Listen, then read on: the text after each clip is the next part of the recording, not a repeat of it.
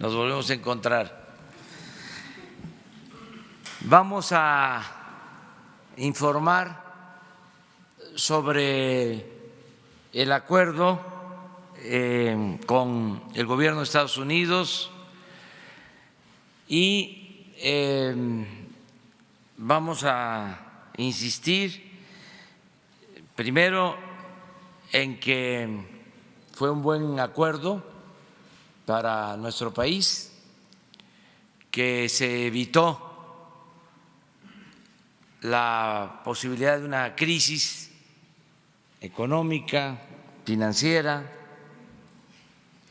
y que así lo están percibiendo empresarios y la gente, y así lo están demostrando los datos sobre el comportamiento del peso y sobre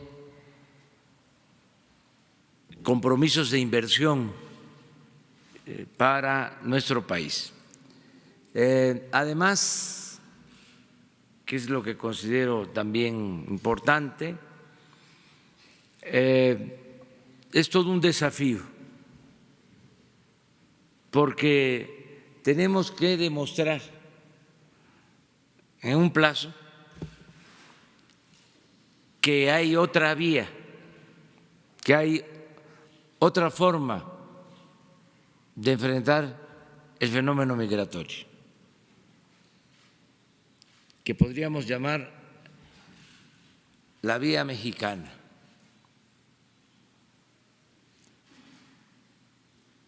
Que consiste en atender las causas, en atender los problemas que originan el fenómeno migratorio, no apostar solo al uso de la fuerza, a medidas coercitivas, sino dar opciones, dar alternativas a la gente para que puedan trabajar y ser felices donde nacieron, donde están sus familiares, donde están sus costumbres, sus culturas. El que la migración, repito, sea opcional, no forzada. Esa es la vía mexicana.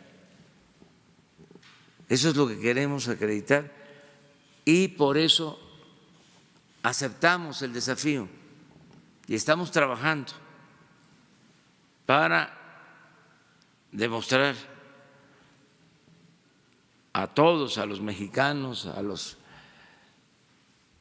centroamericanos, en nuestra América, demostrar al gobierno de Estados Unidos, de Canadá, en el mundo entero, de que se puede atender el fenómeno migratorio si hay desarrollo, si hay empleo, si hay bienestar, y que la paz y la tranquilidad son frutos de la justicia. Es un plazo que tenemos para acreditar esta vía y ya estamos aplicándonos para dar buenos resultados. También pues, reconocer que hubo disposición de parte del gobierno estadounidense, reconocer de que hubo voluntad de parte del presidente Trump. Todo esto lo expreso porque así se dieron las cosas y también porque no queremos nosotros confrontación con el gobierno de Estados Unidos, queremos seguir manteniendo una relación de amistad y no meternos en la política interna de Estados Unidos,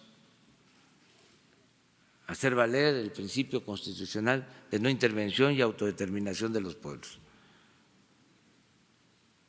Entonces, Marcelo les va a informar cómo vamos y lo vamos a estar haciendo todos los días de esta semana. Vamos a tener información sobre este tema. Es algo parecido, guardada todas las proporciones, a cuando iniciamos el plan contra el robo de combustible o el llamado huachicoleo,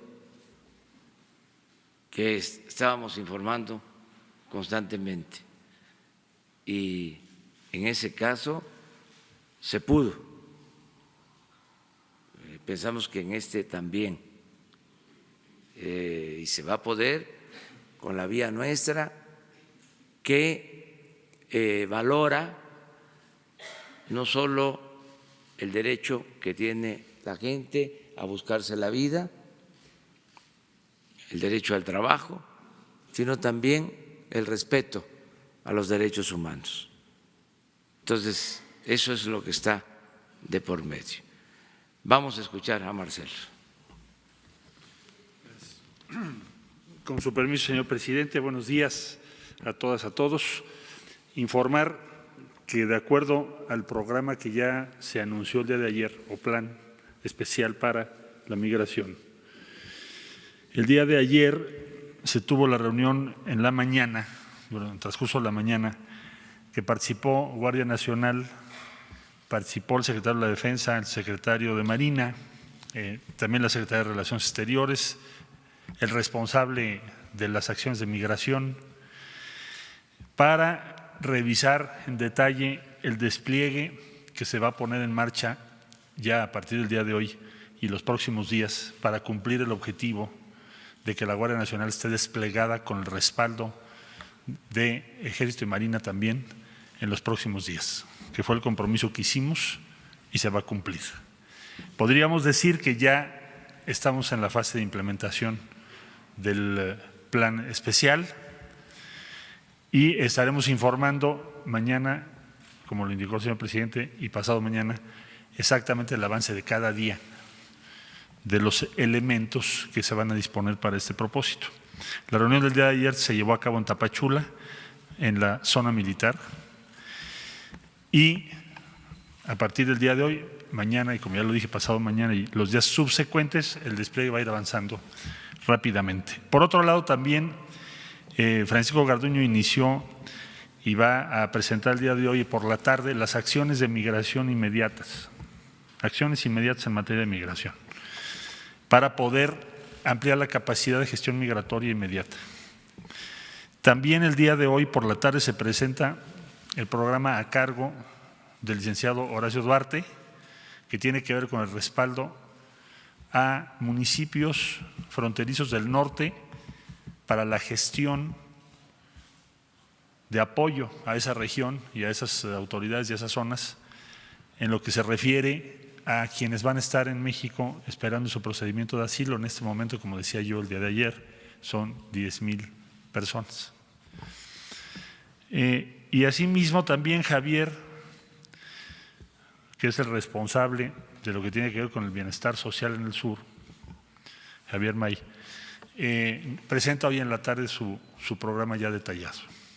También les puedo decir que el día viernes, por instrucciones del señor presidente de la República, se tendrá reunión con los gobernadores de Oaxaca, de Chiapas, de Tabasco, de Veracruz y de Campeche, con el propósito de compartirles el programa y acordar las acciones que corresponderán a las autoridades estatales y las que nos corresponden a las autoridades federales, para cuidar todos los aspectos de este programa, que como ustedes saben está dividido en 5 áreas, como ayer lo dimos a conocer.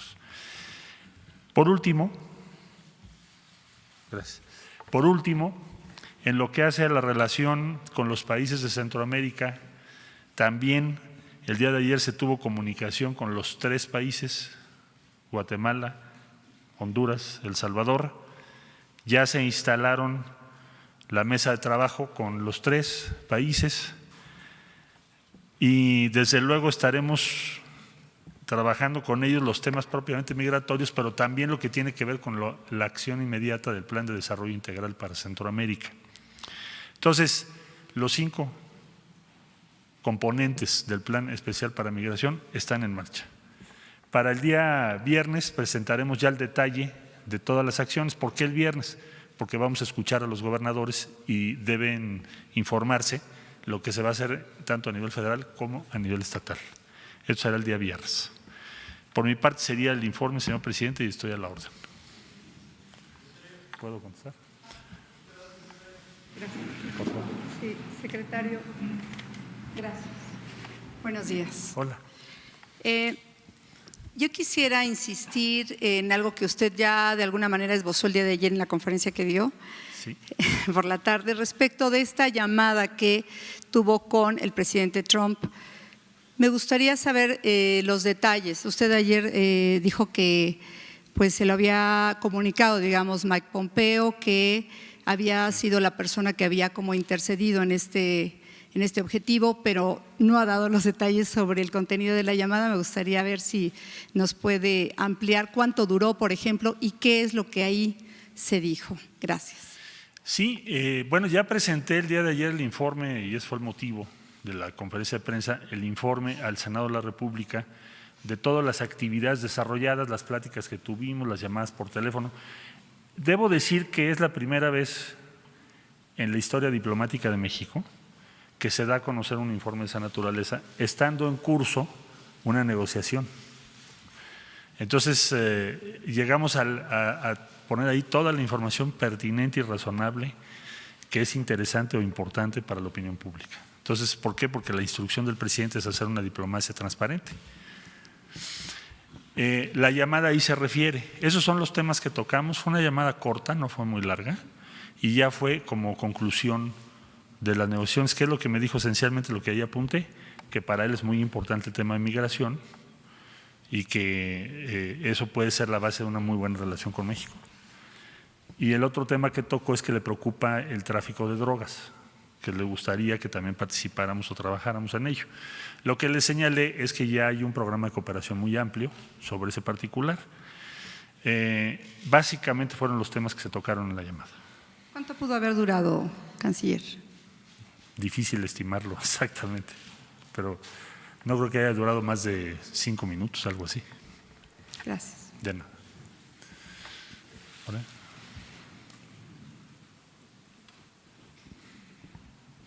Buenos días, canciller.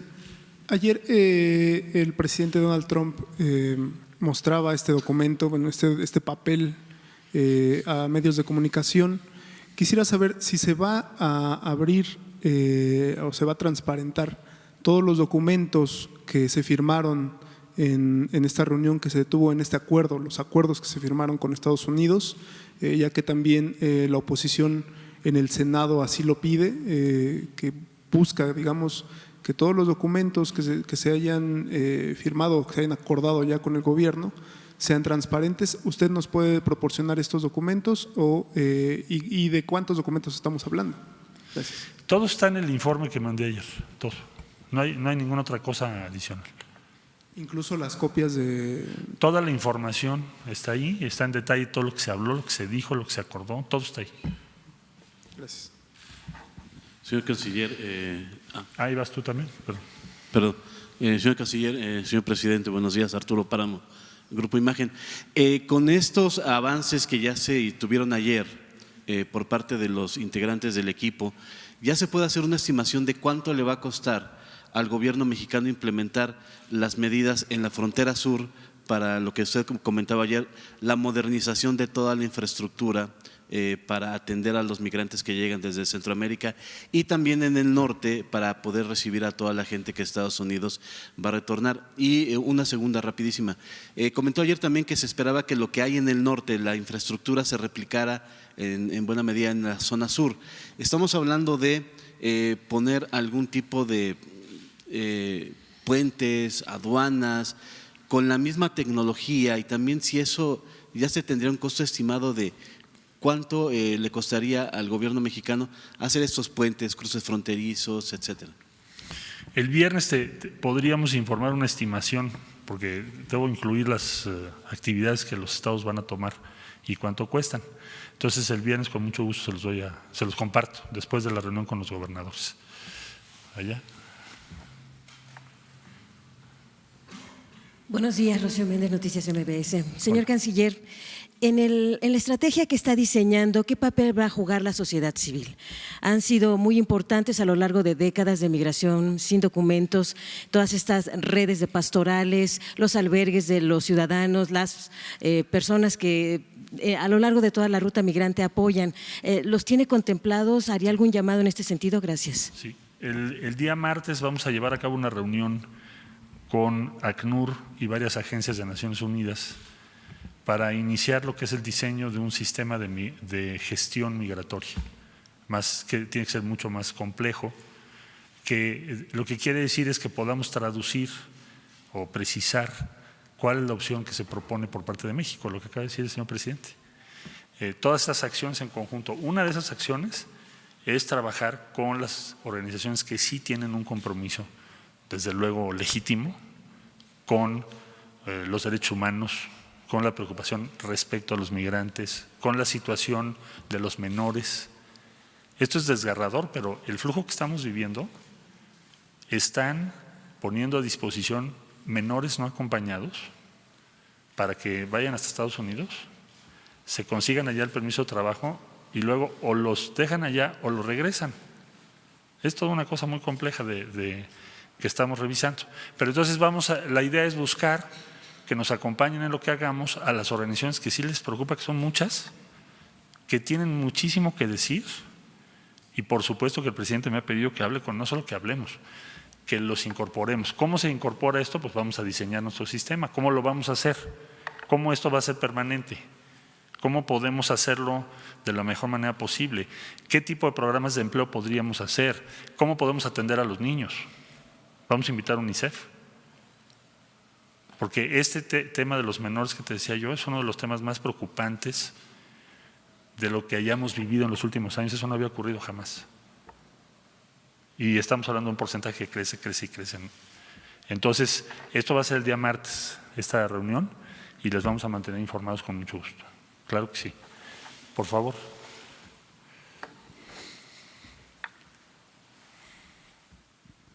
Sí, buenos días, Canciller. Presidenta Diana Benítez, de 24 horas. Nada más preguntarle, en el acuerdo que se firmó con Estados Unidos se menciona que Estados Unidos se compromete a acelerar los procesos de asilo. ¿Se habló de un tiempo estimado en cuánto se pueden resolver? Porque si no, ¿cuánto tiempo pasarían los migrantes aquí en México? Gracias.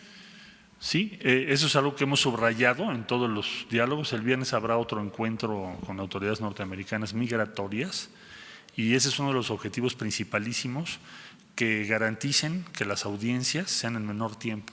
El viernes a ver qué nos dicen y se los compartimos, pero eso ha sido una insistencia mexicana, no solo porque las personas nos preocupa que estén demasiado tiempo, sino por las comunidades, por la dificultad de darles apoyos en un momento dado, sino principalmente porque no es justo para la persona que pidió una audiencia que le digas te veo en un año, ¿verdad? Entonces, les informo también sobre qué avances logramos en eso. El tiempo promedio hoy por hoy son 180 días, según tenemos la información de las autoridades migratorias nuestras. Pero vamos a ver si lo logramos. Por eso está puesto así. Ahí atrás, por favor.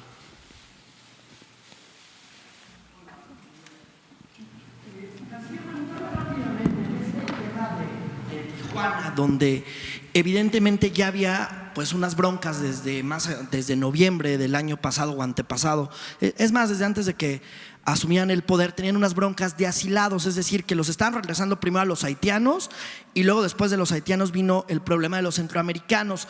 Tenemos entendido que hay 16 albergues nada más. Esos 16 albergues están al 95% de acuerdo al domingo o a lo que pudimos revisar el domingo y lunes. ¿Qué es lo que va a pasar con estos albergues donde se refugian los asilados? Porque el alcalde de Tijuana dice, bueno, nosotros no podemos mantener a los centroamericanos. Las asociaciones civiles y religiosas dicen que no tienen dinero porque les tocó parte del recorte presupuestal.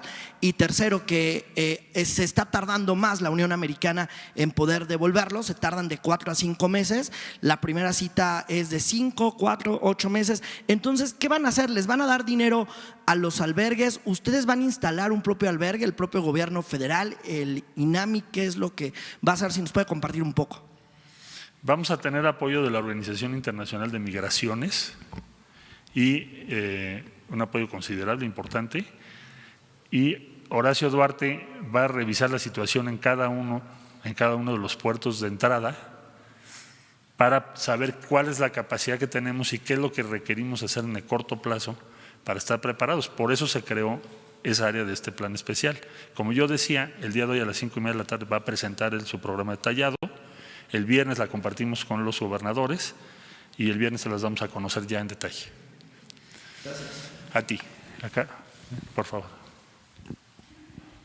Hola, buenos días, canciller. Carlos Calzada, Radio Educación. Empresarios en el norte han señalado que México no tiene los recursos suficientes para mantener a los inmigrantes que sean rechazados de los Estados Unidos y que se deberán de tomar algunas medidas adicionales. Y bueno, también algunas encuestas han señalado que una gran parte de la población mexicana también considera que se debe dar primero oportunidades de empleo a los mexicanos antes de a los inmigrantes centroamericanos. Me gustaría conocer su opinión al respecto. Gracias. Sí, bueno, hemos hecho todas las estimaciones. Nada más, otra vez yo les pediría que dimensionáramos del mes de enero al mes de mayo.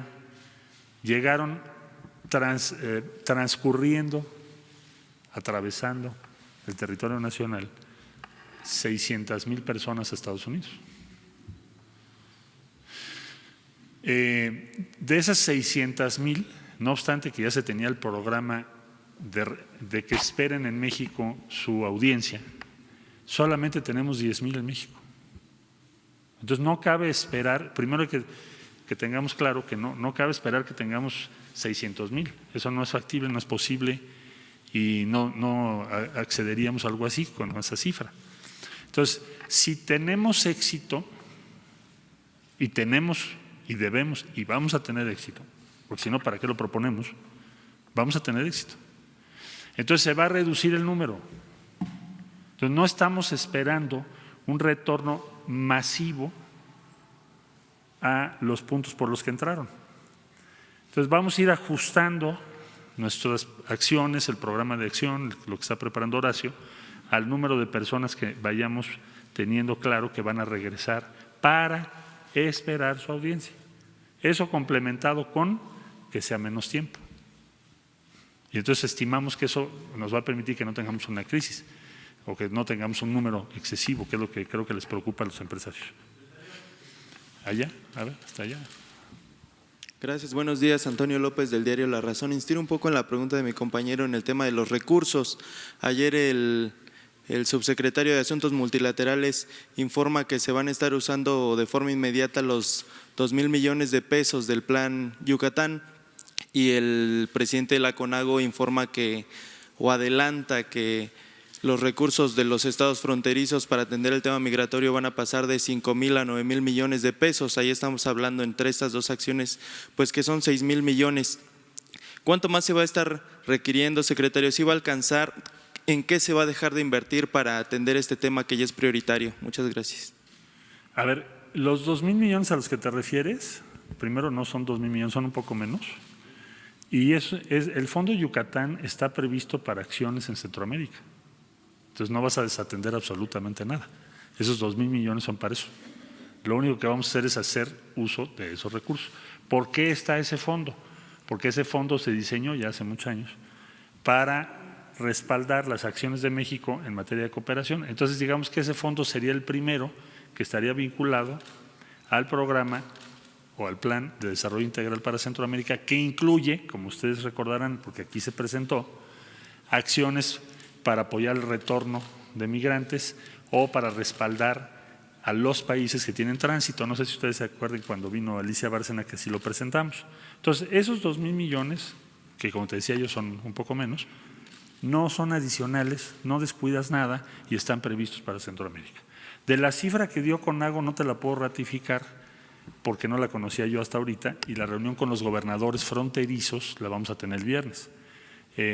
Habrá que ese día poder tener una noción, una precisión por parte de los señores gobernadores de lo que les cuesta a los estados esto, pero que sea adicional, no lo que siempre hemos hecho. Eso lo sabré el día viernes. Entonces, no vamos a desatender ninguna acción propia. El orden de magnitud respecto al presupuesto federal es muy menor. Entonces, yo francamente no creo que sea un tema importante decir, va a haber un cambio en el presupuesto federal de manera estructural, de manera relevante, vamos a tener que posponer algún plan estratégico. No va a pasar eso, porque las previsiones están hechas. Lo mismo te diría de la Guardia Nacional. Está previsto en el presupuesto de egresos. Entonces, no tiene por qué haber un impacto. No digo que no vaya a costar, sí va a costar, pero lo que estoy diciendo es que no tiene por qué haber un impacto considerable en el presupuesto, que es tu preocupación. Gracias. ¿Sí? Acá, por favor. Buenos días a todos. Daniel Blancas de Crónica. Canciller, presidente, estuvimos revisando parte de la información que le brindó la Casa Blanca en un documento sobre estas estadísticas de migración. Realmente sí son inquietantes, digamos de 2013, 2014, a 2019, a 2018, a finales de 2018 se había mantenido el nivel de migración entre 20,000, 50,000 mensuales. ¿Qué pasó en este gobierno para que de enero, febrero, marzo, abril, las cifras se dispararan 250%? Es decir, el gobierno mexicano fue permisivo para que incrementara de tal manera el flujo migratorio, ¿o cuál es la lógica que ustedes están teniendo en este respecto? Sí, he visto esa versión, ya me la han preguntado y tienes razón en hacerla. ¿Qué fue lo que provocó el incremento exponencial en el flujo migratorio? Bueno, en primer lugar, tendencialmente es anterior. O sea, el crecimiento ha venido siendo, todo el 18 se empezó a notar. ¿Qué razones hay de lo que hemos podido investigar o tratar de entender? Tienes una caída muy grande en las zonas rurales por el impacto de la caída del café.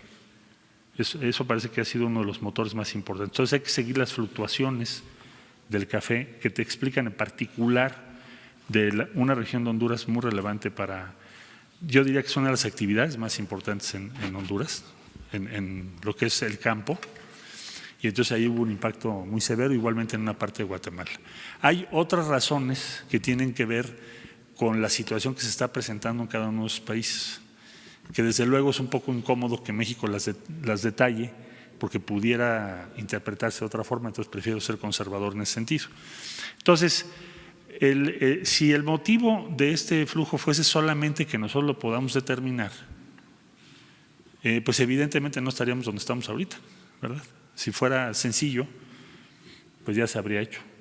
No, estamos ante un fenómeno más complejo. Por eso estamos llamando a construir un sistema de migración, de gestión migratoria más complejo también para responder a estas circunstancias. Hay razones de fondo que se han venido acelerando. Yo diría que esencialmente son 3: políticas muy importantes económicas y en materia de seguridad que coinciden con los aumentos en los flujos. ¿No influyó el discurso, este discurso de abrazos, de aquí les vamos a ofrecer empleo, de aquí va a haber visas humanitarias, este discurso de amor del gobierno para que los migrantes incrementaran su flujo? Pues mira, yo creo que la motivación principal del flujo está en la desesperación y te voy a explicar por qué. Las personas están pagando, como decía yo, de $6,000 a $7,000 para llegar a la frontera norte. Saben que al transcurrir o pasar por nuestro territorio van a enfrentar diversos tipos de problemas serios, debo decir, eso puede ser motivo de que nos avergoncemos, pero la verdad es que los testimonios de lo que pasan los migrantes son desgarradores, son terribles, ahí está muy documentado. Una de las cosas que se está tratando de hacer es que eso no siga ocurriendo, ¿verdad? Pero las gentes toman todos esos riesgos por una sola razón o una combinación de dos razones. Que tú donde vives ya llegaste a la conclusión de que no puedes mejorar, porque si no, no tomas esos riesgos. Y segundo, que el llegar a Estados Unidos y poder estar en Estados Unidos, que tienes un nivel salarial mucho más alto, etcétera, vale la pena. Eso es lo que yo creo que piensan la mayor parte de ellos. Entonces, las razones que tenemos nosotros que atender, que es lo que ha venido insistiendo el presidente, son las razones que motivan, provocan que las personas tomen todos esos riesgos para tratar de llegar a otro país donde puedan estar y tener salarios y una vida más decente respecto a sus países de origen. Entonces, esa es la causa. No creo que sea un discurso, porque un discurso no sería capaz de hacer un cambio de ese tamaño. Y si así fuera, sería muy sencillo de resolver. Entonces, yo entiendo que habrá quien políticamente así lo proponga, lo entiendo, así funciona la vida política, pero las causas de fondo son las que nos están preocupando, y no solo a México. Hay una preocupación internacional muy importante. Ahora que hicimos el Plan de Desarrollo Integral, sí hubo mucha receptividad en todo el mundo. Bueno, ahora en Alemania fue sorprendente porque nos pidieron que lo expusiéramos, están preocupados, dicen, bueno, ¿qué ocurre? ¿Qué podemos hacer para ayudar? Para que esto no se siga agravando. Entonces, sí hay una conciencia de que esto es un fenómeno de fondo, no es algo temporal y va a requerir una respuesta más compleja para poderle dar una respuesta satisfactoria. Y en eso estamos, para eso es este plan, ¿verdad? Muchas gracias. Tú, por favor.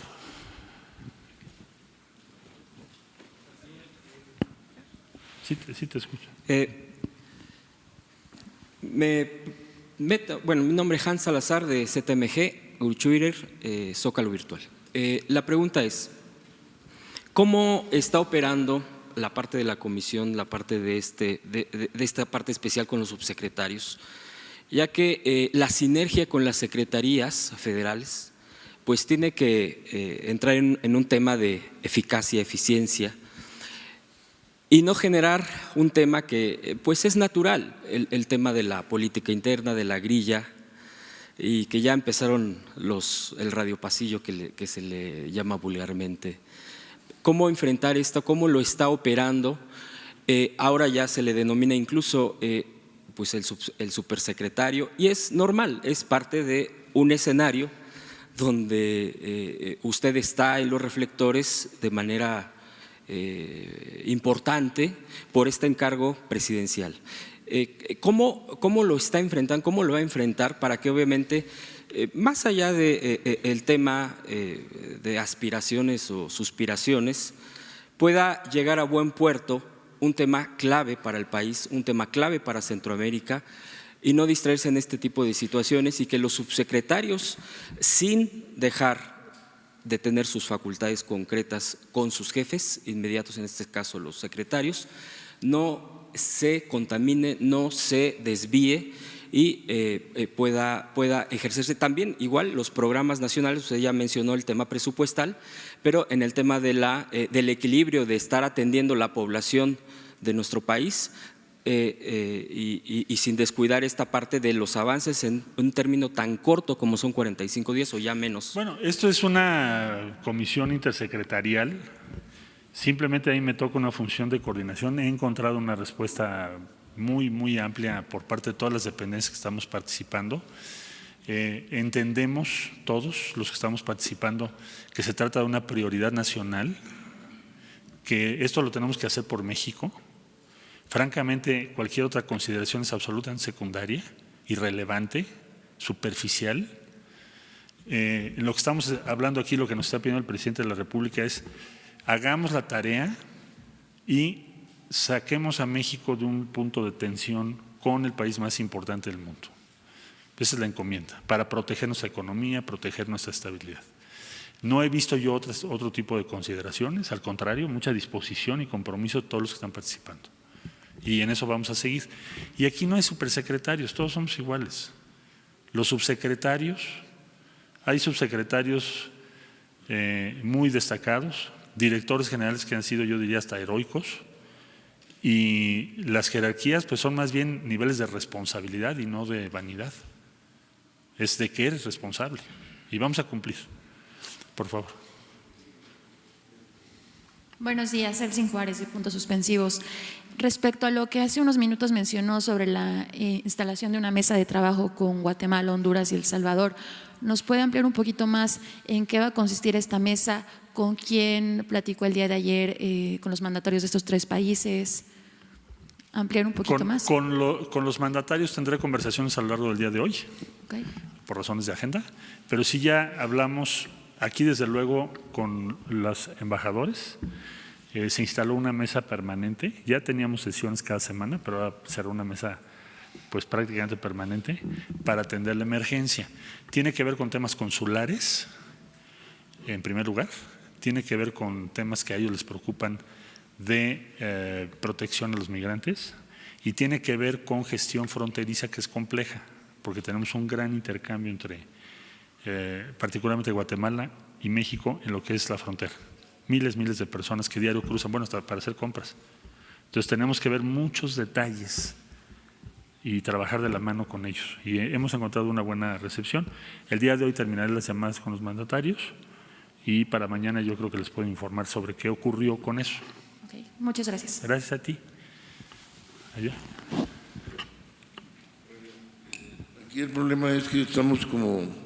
Celebro que haya logrado el acuerdo, aunque sé que es una protección al sector automotriz y que es transnacional, en buena medida, es la implicación mayor, pero lo celebro porque tiene una connotación social muy importante y los felicito. Así son las cosas, no lo podemos cambiar la estructura productiva y de comercio exterior del país. Son errores del pasado que no diversificamos en su momento. Pero aquí el problema es el empleo. Tenemos como tarea principal la sociedad mexicana al menos generar 1.200.000 empleos al año para la gente que se va a la población económicamente activa de manera anual. Y estamos, para eso deberíamos crecer, usted lo sabe, de acuerdo a la ley de con cualquier estimación, 6.5, como en el desarrollo estabilizador. El problema es que este año pronosticamos, o los organismos internacionales, entre 1 y 2%, lo cual nos genera un empleo de 300.000 contra 1.200.000, ¿verdad? Hay un déficit de generación de empleo, de crecimiento de empleo, de 900.000 empleos al año. Catastrófico, terrible. Es pelear contra Sansón. Por más reuniones, por más comisiones, por más números de estructura del trabajo, 5 puntos del programa, ahí está Sansón. ¿Cómo vamos a hacerle para generar el déficit de crecimiento de 900 que tanto le hemos prometido todas las banderas políticas, todos los sectores sociales, en todas las épocas al pueblo mexicano y no se lo ha cumplido? Ahora, si usted dice que son 600.000 los que han pasado inusitadamente, y lo va a reducir, digamos que lo reduzca heroicamente a la mitad, 300.000. Entonces va a completamente cancelar el empleo generado, porque va a tener la tarea de generar otros 300.000. Ahí no me queda claro, no tengo antecedentes para saber qué compromiso hay, y si no le van a dar empleo, pues peor, porque los vamos a mantener. Eso sin contar el grave problema. Ustedes aquí en el DF no conocen la realidad de la frontera, no la conocen porque no la han vivido. Es una zona de guerra, es una zona de guerra. Hay 60, 70 mil casas en cualquier población promedio de abandonadas.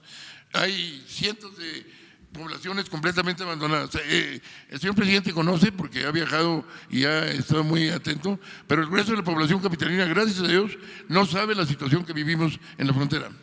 Yo soy el doctor Carlos Cabeza, perdón porque luego se me olvida decirlo, y de Daily News de los Dos Laredos.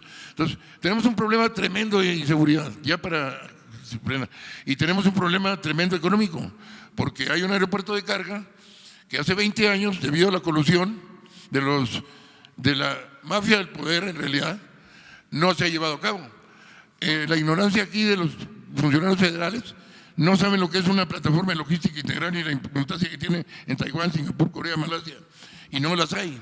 No hay recintos fiscalizados. En el plan de desarrollo ni siquiera hay la figura de recinto fiscalizado, tocábamos el otro día. Es un problema económico y de desatención y de desentendimiento. El señor presidente hizo la ley de fomento fronterizo. Qué bueno. No se ha implementado.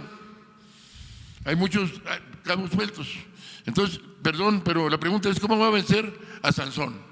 Porque el pueblo fronterizo, señor, no aguanta más. Yo lo invito a que se vaya a una de las colonias proletarias.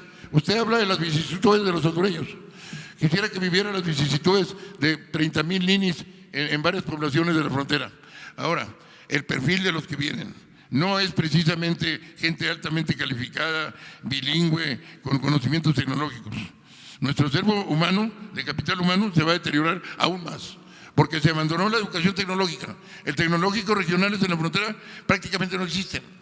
Las universidades tecnológicas son de pacotilla. Muchas gracias, señor. Disculpe la extensión, pero vale la pena. El agravio para la sociedad fronteriza, vale la pena decirlo. Y el agravio para la sociedad mexicana de un déficit. Ahí está. ¿Cómo va a vencer al Sansón de 900 empleos al año? Gracias.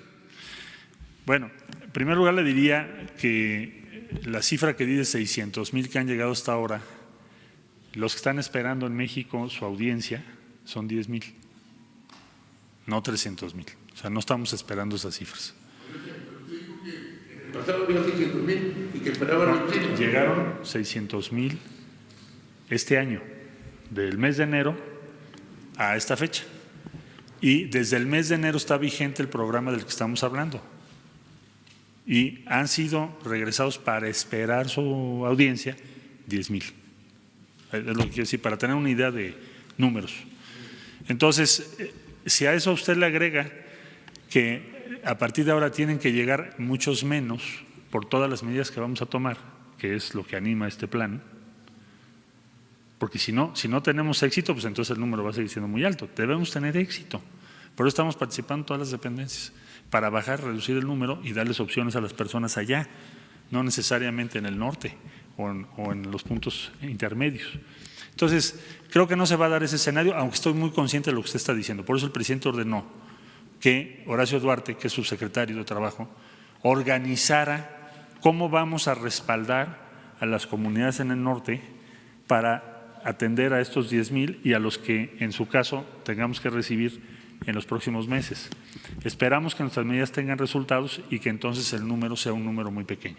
Eso es lo que esperamos, con todas las medidas que hemos tomado. ¿Sí? De acuerdo con la edición del periódico The New York Times, el pasado 8 de junio, habla de una reunión secreta entre la exsecretaria del Interior, la señora Nielsen, y su similar, la señora Olga Sánchez, en la que desde el mes de marzo se había aprobado el despliegue de la Fuerza Militar Mexicana en la frontera sur.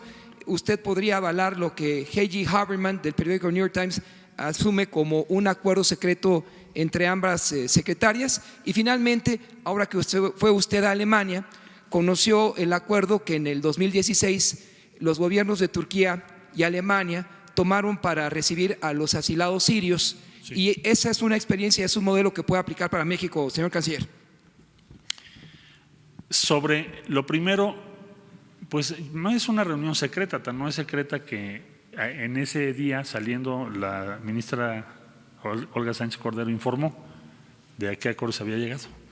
Ella hizo público los resultados de la reunión, no fue una reunión secreta en su momento. Ahora, ahí no se habló del despliegue de la Guardia Nacional que estamos hablando ahora, se habló esencialmente de que habría 17 puntos de revisión en el Istmo de Tehuantepec, que ella lo explicó en esa intervención, pero no tenía que ver con lo que estamos haciendo en este momento exactamente. Lo que estamos haciendo en este momento, primero, por orden de magnitud, y segundo, cualitativamente, es la Guardia Nacional.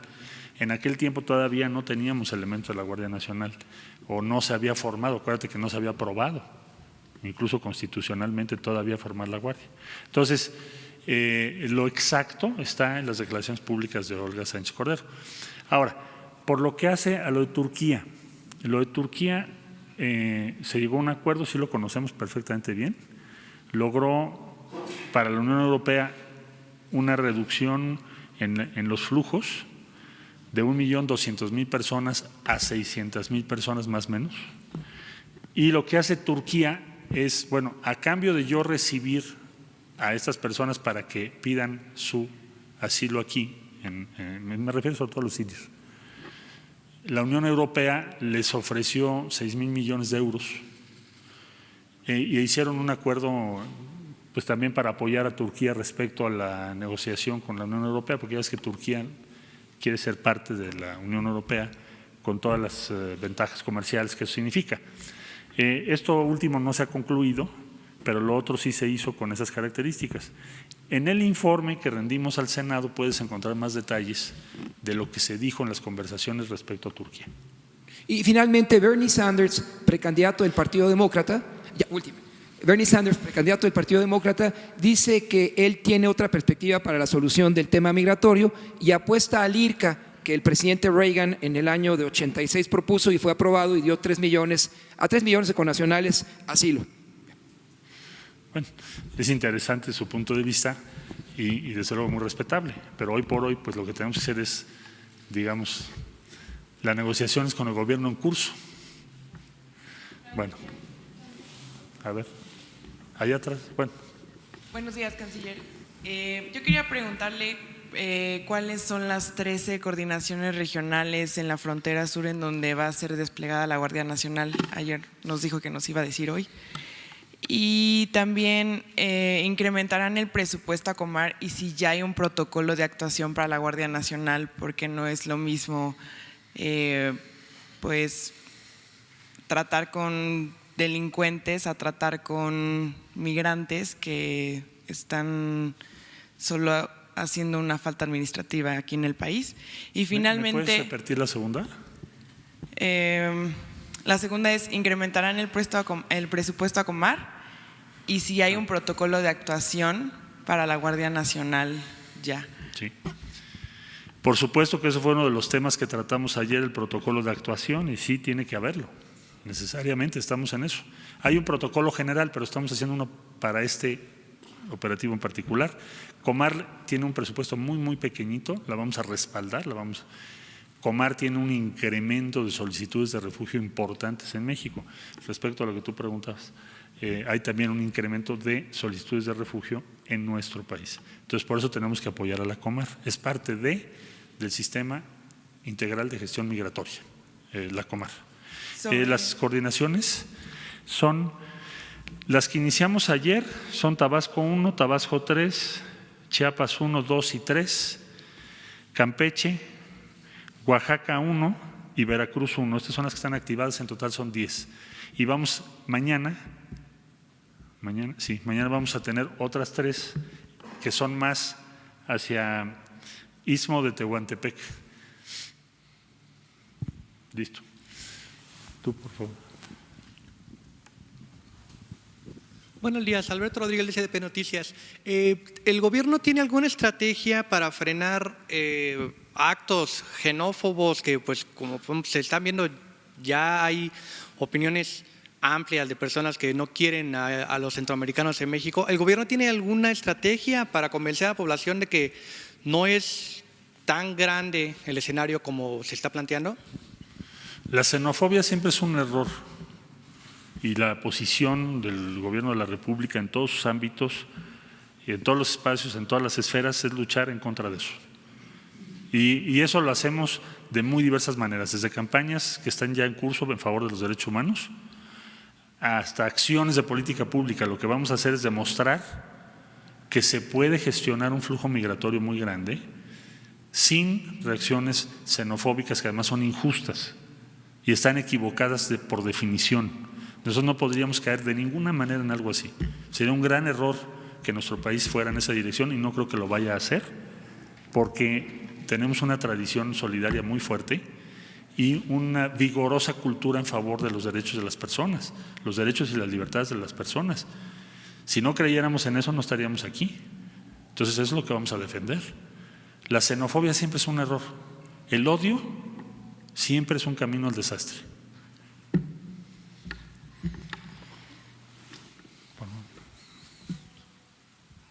Buenos días. Canciller, ¿cómo lidiar con esta especie de bullying del presidente Donald Trump a las autoridades mexicanas mostrando este documento que finalmente genera ruido al interior del país? Ayer decía, por ejemplo, el gobernador Alfaro que dan dudas sobre el acuerdo que se firmó a pesar de que ustedes pues ya dieron el documento, dio este informe ampliado, piden su comparecencia en el Senado si ya hay alguna fecha. ¿Cómo lidiar con esta situación después de este acuerdo a que se llegó, pues estos ataques del presidente Trump? Gracias. Bueno, ya rendí un informe muy detallado, como decía yo. Creo que si tú buscas un informe similar en los anales de la diplomacia de México, no lo hay. Es decir, ¿cuál es? La diplomacia tradicionalmente tiene un componente de sigilo muy grande. En este caso lo que estamos haciendo es hacer de conocimiento público incluso las llamadas que hubo, qué se argumentó en la mesa, qué dijimos y qué no dijimos y qué compromisos hay. Todo está ahí en el informe. Entonces eso ya se presentó al Senado, el Senado me indicará la fecha y la hora en la que yo debo estar con sus comisiones o en el formato que ellos determinen.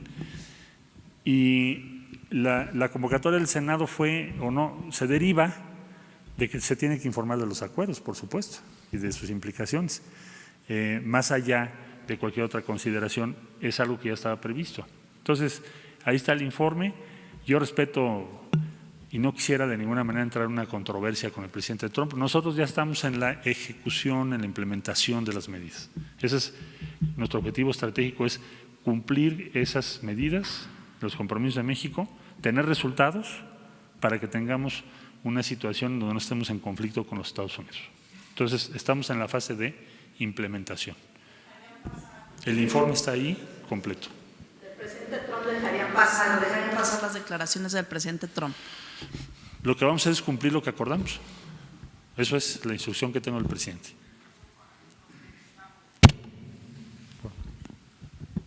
Buenos días, Pedro Fierro de tiempo.com.mx y Puente Libre MX. Canciller, ¿cómo se va a efectuar este plan en la frontera norte? Se ha hablado mucho de la frontera sur. ¿Se contempla algún despliegue de la Guardia Nacional al norte? A lo mejor no frontera con Estados Unidos, pero sí un poco más abajo para lograr contener a todos los migrantes que ya vienen cruzando por México. Se tocó también en la negociación con Estados Unidos. ¿Cuándo se va a regularizar el cruce fronterizo hacia Estados Unidos? Sobre todo de mercancías y de personas que están pues de hace meses atrás más lentos de lo cotidiano. Uno de los objetivos principalísimos de este plan es lograr la regularización en los pasos fronterizos del norte. Es decir, si seguimos con flujos tan grandes, nos crean muchos problemas en el paso fronterizo en razón de que Estados Unidos pues presiona. Es decir, te pone el personal a atender otras cosas y entonces los tiempos de paso por aduanas se amplían en demasía.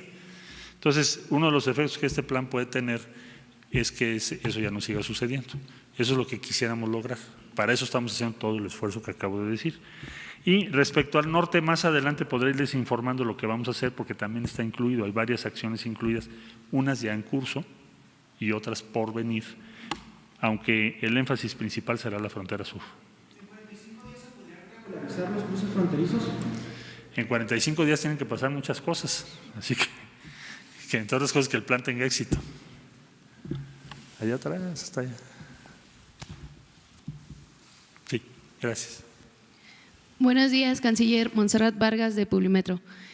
El pasado 8 de junio el presidente hablaba de más de 40,000 niños migrantes que viajan solos. Sí. Saber si va a haber un protocolo especial, sobre todo con el despliegue de la Guardia Nacional. Gracias.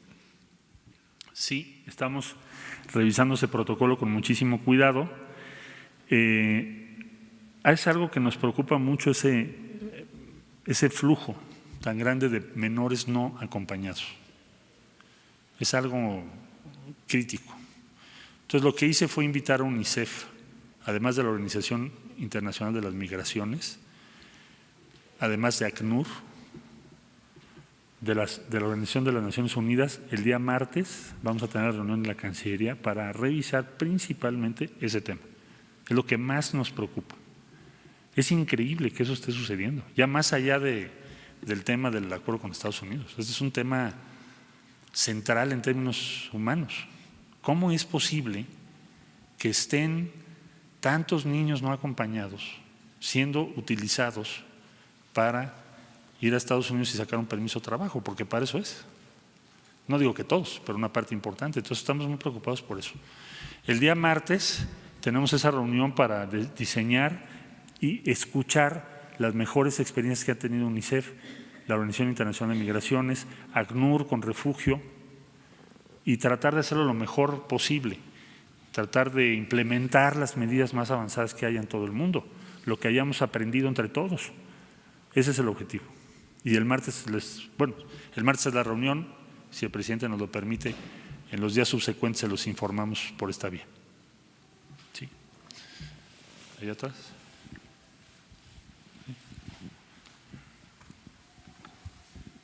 Canciller, buenos días. Francis Martínez, de Hace Noticias MX, de Radiorama. De acuerdo con analistas, las crisis migratorias han sido muy bien aprovechadas por el presidente Donald Trump. Sus posturas misóginas, racistas, de alguna manera han sido también respaldadas por movimientos de derecha en diversas partes del mundo. Esta política de contención migratoria que ustedes están realizando, ¿no beneficiaría de alguna manera indirectamente estas posturas de derecha? ¿Lo han evaluado? Yo creo que lo que tenemos que hacer, sí, claro que lo hemos evaluado. Además de que el enfoque es distinto porque pretendemos tomar una serie de medidas que tienen que ver con empleo. Cuando hablo de gestión migratoria, de que lo que dijimos en nuestro plan de desarrollo integral se pueda llevar a cabo, lo que nos ordenó el presidente respecto a programas de empleo, ofrecer alternativas. Precisamente lo que nos estaban ahora señalando, pues ustedes están ofreciendo empleo y puede ser eso un problema, que ya contesté por qué no. Bueno, el enfoque nuestro no es contención, es un enfoque más complejo. Vamos a hablar con muchas organizaciones de migrantes para que nos ayuden, para que podamos evitar que la permanencia de flujos importantes provoque conflictos o reacciones o roces con los Estados Unidos. ¿Qué es lo que puede favorecer un discurso progresista? Que sería tu pregunta implícita. ¿Favorecer un discurso progresista sería que no haya frontera? No, sí debe haber frontera. ¿Pero qué lo favorecería? Que tuviéramos éxito, que tengas resultados presentables de que las medidas que se están promoviendo pueden tener éxito, que pueden considerarse. Y entonces ir reduciendo el componente que tiene que ver con control e ir aumentando el componente que tiene que ver con alternativas. Pero es la única forma de demostrar que nuestro discurso es mejor y va a tomar tiempo, hay que tener paciencia, no creo que podamos ganarlo de un día a otro. Entonces, como muchos otros problemas que son complejos, se requieren respuestas complejas y en este caso también va a ser así. Hay que tener mucha perseverancia y mucha firmeza para que lo que se está diciendo todos los días se vaya ganando, hasta que llegue un momento en que quede claramente establecido que con un sistema de gestión migratoria diferente puedes tener buenos resultados. Pero va a ser una batalla que va a tomar tiempo. ¿Qué es lo que puede determinar cuál es el discurso que va a imperar? Pues los resultados. Pues si quieren, voy a contestar dos y luego no sé si el señor presidente quiere. Perdón. Muy buenos días, presidente, canciller. Rafael Herrera, corresponsal de Sin Censura con Vicente Serrano desde Chicago. Canciller, yo entiendo que se van a enfocar en este plan para detener la migración y dar resultados, pero yo le pregunto… Reducir. Perfecto. ¿qué apoyos va a tener nuestros paisanos en Estados Unidos que regresan o son deportados?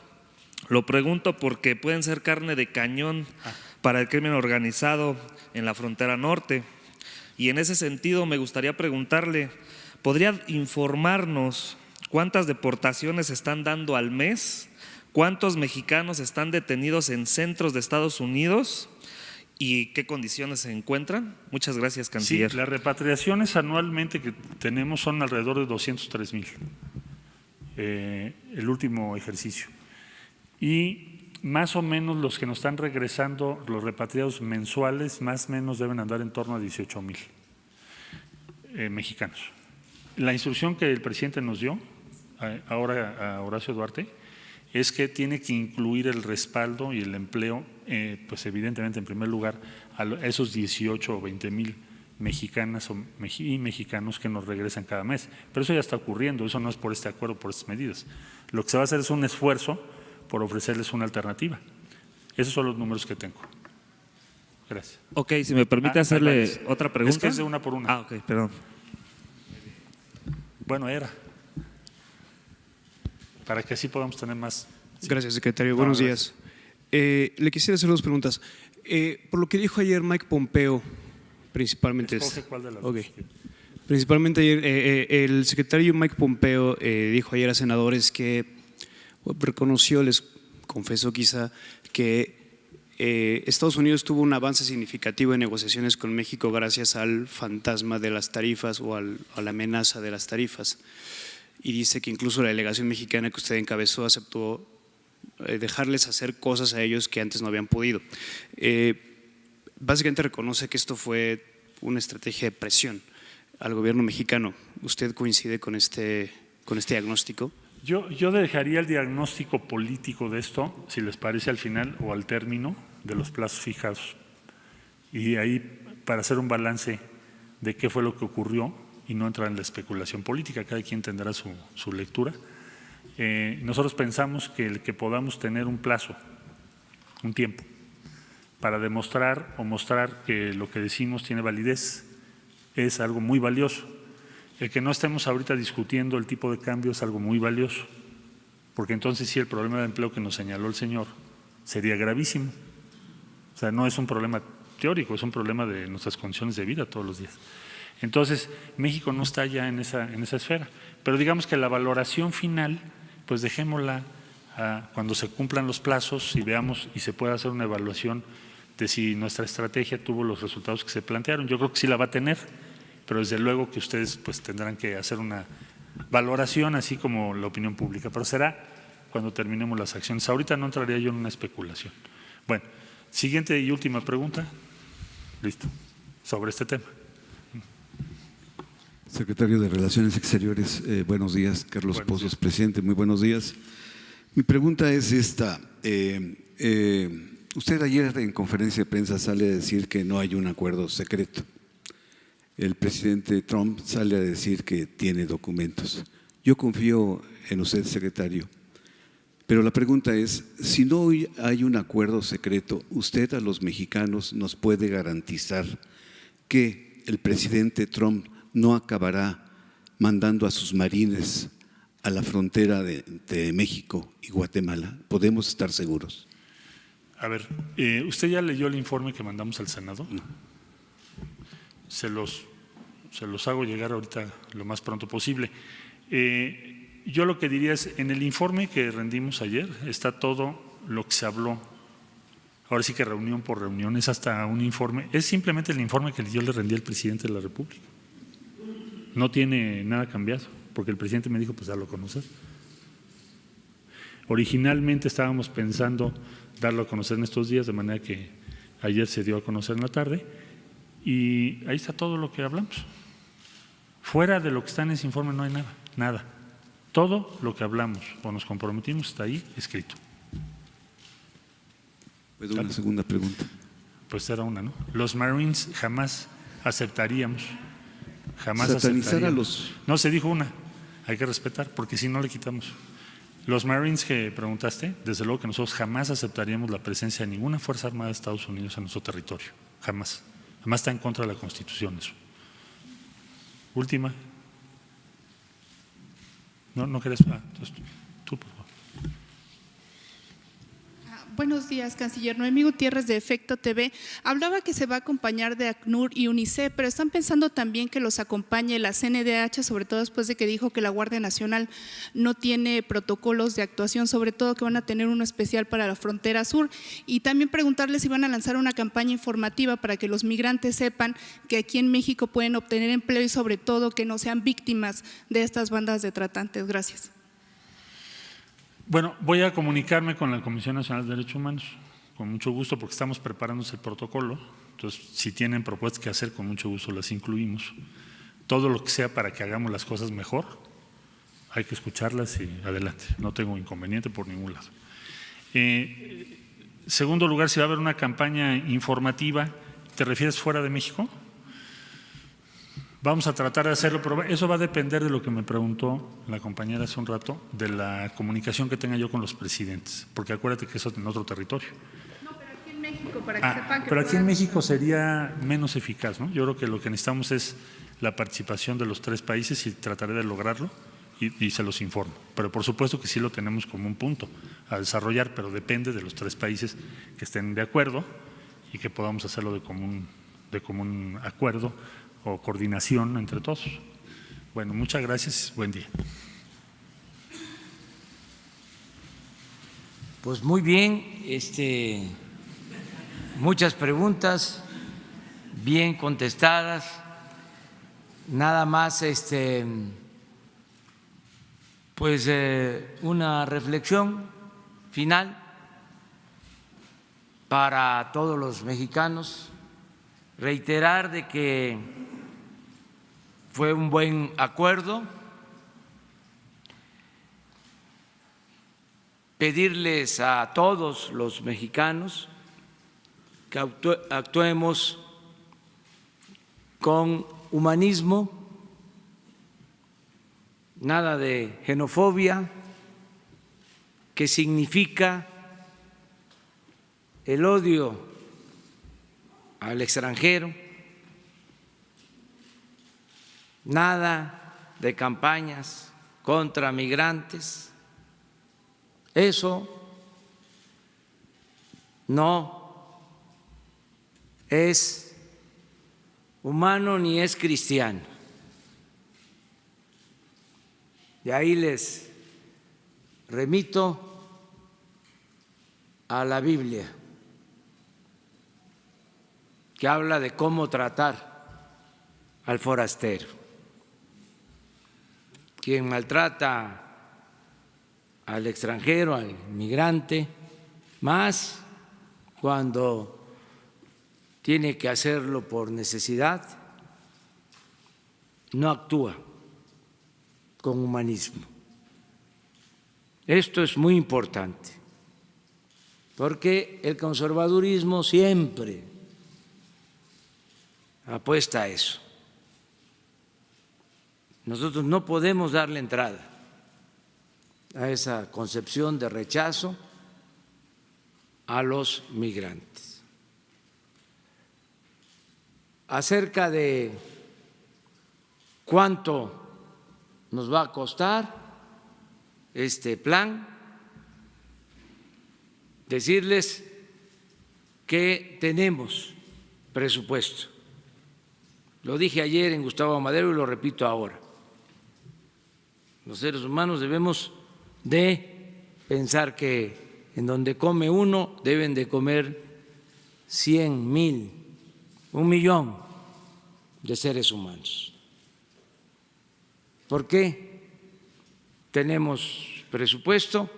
Porque no hay corrupción tolerada en el país y por el plan de austeridad republicana. Nada más les voy a dar un dato por los que están preocupados, interesados en saber de dónde va a salir el presupuesto. Ayer recibí el avalúo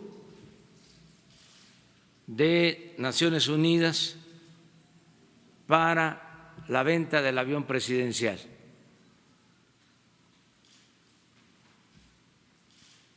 mínimo 150 millones de dólares. Y de ahí para arriba. El piso, 150 millones de dólares.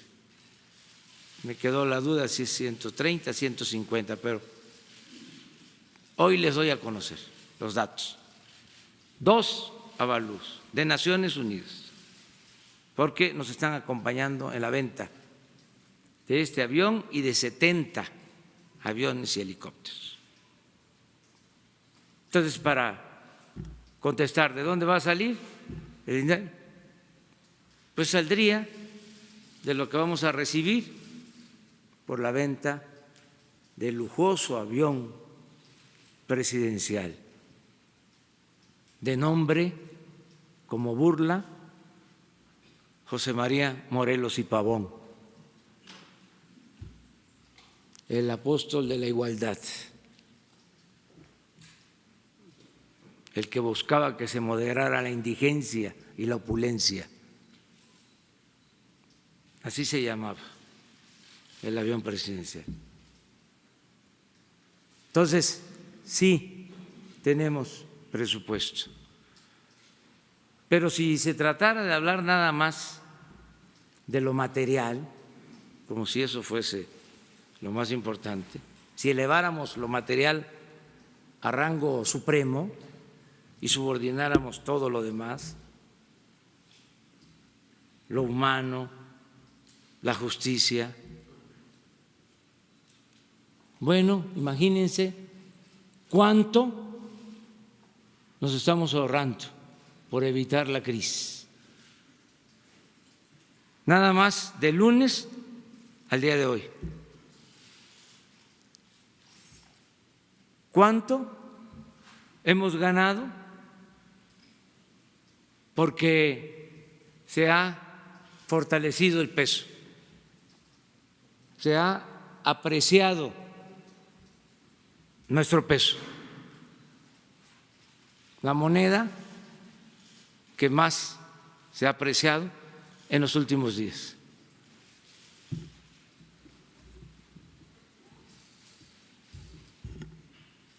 No sé cómo estemos hoy.